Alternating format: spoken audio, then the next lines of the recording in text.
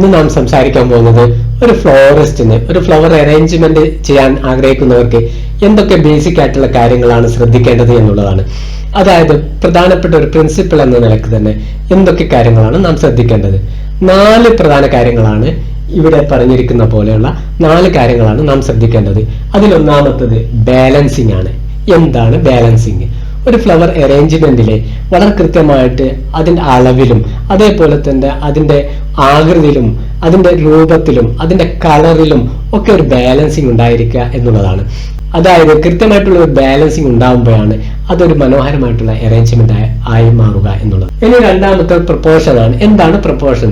Proportion എന്ന് പറയുമ്പോൾ നമ്മൾ ഈ അറേഞ്ച്മെന്റിന്റെ ആകൃതിയിലാണെങ്കിലും അതേപോലെ തന്നെ അതിന്റെ വലിപ്പത്തിലാണെങ്കിലും ഒക്കെ ഒരു കൃത്യത ഉണ്ടായിരിക്കുക എന്നുള്ളതാണ്.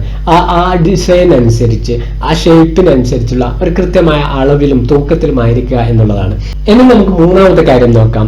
അത് ഹാർമണിയാണ്. എവിടെയാണ് ഒരു ഫ്ലവർ അറേഞ്ച്മെന്റിൽ ഹാർമണി ഉണ്ടാകുന്നത്? സംഗീതത്തിൽ നമ്മൾ ഹാർമണി കേട്ടിട്ടുണ്ട്.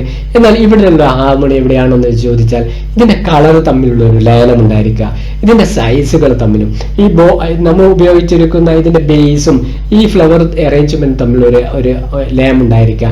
അതേപോലെ നമ്മൾ എവിടെയാണോ ഇത് വെക്കുന്നത്, എവിടെയാണോ നമ്മൾ എക്സിബിറ്റ് ചെയ്യുന്നത്, റൂമിലാണെങ്കിൽ അങ്ങനെ, ബെഡ്റൂമിലാണെങ്കിലും മറ്റേ നമ്മുടെ ഇഷ്ടപ്പെടുന്ന ഏതെങ്കിലും സ്പേസിലാണെങ്കിൽ, ലിവിംഗ് സ്പേസിലാണെങ്കിൽ അവിടുത്തെ കളർ തീമുമായിട്ട് അവിടുത്തെ ഫേർണിച്ചറുകളുമായിട്ടൊക്കെ ഇതിനൊരു ലയം, ഒരു താളം, ഒരു ഭംഗി ഉണ്ടായിരിക്കുക എന്നുള്ളതാണ്. നാലാമത്തതാണ് റിതം. എന്താണ് റിതം? നേരത്തെ ഞാൻ പറഞ്ഞതുപോലെ സംഗീതത്തിൽ നാം റിതം കേട്ടിട്ടുണ്ട്. ഇവിടുത്തെ റിതം എന്ന് പറയുന്നത് കൃത്യമായിട്ടുള്ള ഒരു കണ്ണിന് കുളിർമ ഉണ്ടാക്കുന്ന രീതിയിലുള്ള ഒരു താളഭംഗി ഈ അറേഞ്ച്മെന്റിലെ മൊത്തത്തിൽ ഉണ്ടായിരിക്കുക എന്നുള്ളതാണ്. അപ്പോൾ നമ്മൾ ഓരോ കാര്യങ്ങൾ ശ്രദ്ധിക്കുമ്പോഴും ഇതിൽ ഒന്നാമത്തെ ബാലൻസിങ്, രണ്ടാമത്തെ പ്രപ്പോർഷൻ, അതേപോലെ മൂന്നാമത്തെ ഹാർമണി, ഇതൊക്കെ യോജിച്ചു കൊണ്ടുവരുന്ന ഒരു കാഴ്ച ഭംഗിയാണ് റിതം.